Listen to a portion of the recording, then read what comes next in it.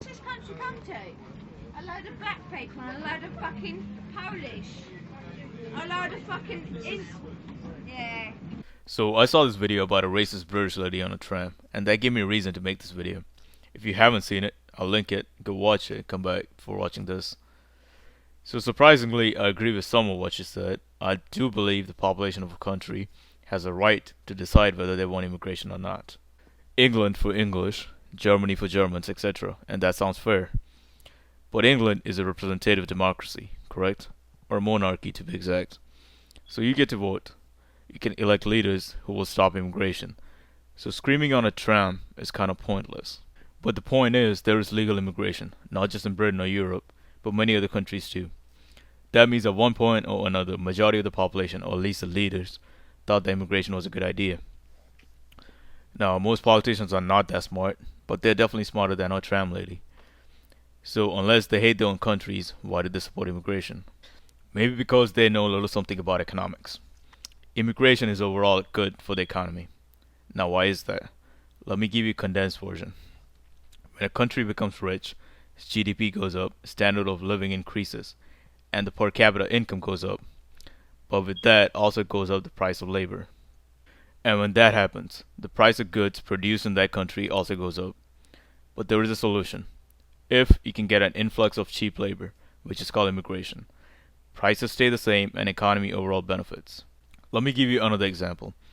When Steve Jobs met Obama, he told him that the reason why he had factories in China is that he couldn't find 30,000 engineers that he needed in America.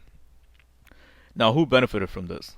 Definitely China, and also United States and the world to a smaller extent due to lower prices. But United States could have benefited more if these 30,000 engineers were given a visa to come work in the United States. How? See, when these engineers come here, they are not taking anyone's jobs. These jobs didn't exist to begin with, but instead they are complementing the labor force. And while working here, they are creating a product, thus growing the US economy. Moreover, the money they earn, they are spending most of it in the United States, thus boosting the US economy even more. Immigration is overall a good thing for the economy. That is an economic fact. But I want to move on, talk about something else real quick. Usually, race supremacists have one thing in common. That is, either they are lowly educated or of low socioeconomic background, or both. Why? See, most people, if not all, have an intrinsic tendency to feel superior to others. You can observe this phenomenon almost anywhere, even on YouTube. Almost any video you go to, you will see two people arguing. Two people who are complete strangers and have never met in life will try to prove themselves better than the other. Even though, even if one wins, that has almost no consequence on their lives.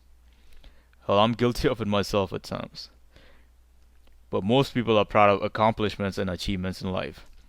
But what if you don't have anything to be proud of in your life? What do you turn to? The answer is simple. Your skin color. I'm better than you, not because of anything I have achieved or by any measurable means of merit, but by virtue of my skin color. By some convoluted or non-existent logic, I can claim pride in what someone else of my skin color has achieved, even though I had absolutely nothing to do with that achievement. And by no means am I targeting just white supremacists here. This goes for supremacists of all races. Take a black supremacist for example.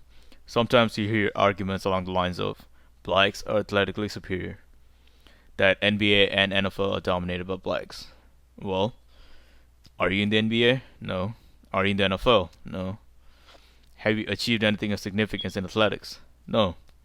Yet somehow, some way, you can claim pride in the achievement of those individuals who got there by their hard work, because you share the same skin color. Wonderful logic. Be proud of what you have achieved in life, and if you haven't, strive to achieve it. Don't piggyback shamelessly on the success of others just because you have a common race. Stand on your own 2 feet. If your pride is based on the color of your skin, I'll feel sorry for you.